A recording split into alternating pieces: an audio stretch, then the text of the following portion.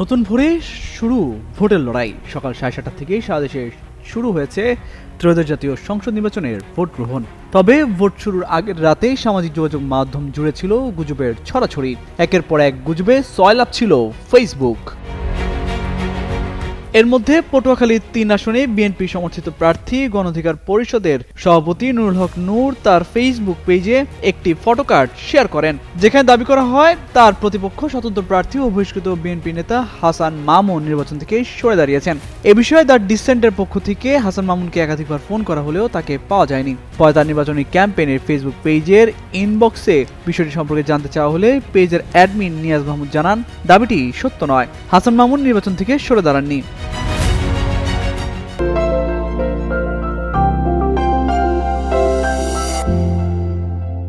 এছাড়া ফটোকার্ডটিও শেয়ার করার কিছুক্ষণ পর সেটি ডিলিট করেছেন নুরুল হক নূর। হাসান মামুনের ব্যক্তিগত ফেসবুক পেজে বুধবার রাত 12টার পরও ভোটের পক্ষে পোস্ট করেছেন।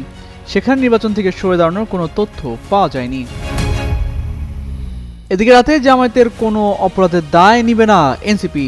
জোট ছাড়ার ঘোষণা নাহিদ ইসলামের এমন সংবাদ সম্বলিত দৈনিক যুগান্তরের আদলে তৈরি একটি ফটোকার্ড ছড়িয়ে পড়ে ফেসবুকে। এছাড়া টেক্সট আকারেও এমন সংবাদ প্রচার করা হচ্ছে। তবে ফ্যাক্ট ওয়াচের অনুসন্ধানে জানা গেছে ফটোকার্ডটি ভিত্তিহীন। যুগান্তর থেকে এমন ফটোকার্ড খুঁজে পাওয়া যায়নি। ফটোকার্ডের সংবাদের সত্যতাও মেলেনি।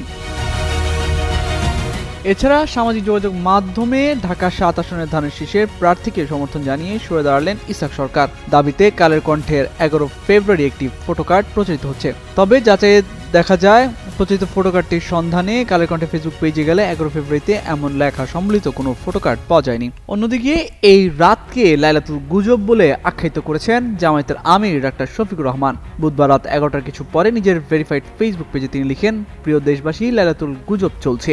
এ সময় সবাইকে সতর্ক থাকার পরামর্শ দেন তিনি। তামজিদ মির্জা, যুগান্তর নিউজ।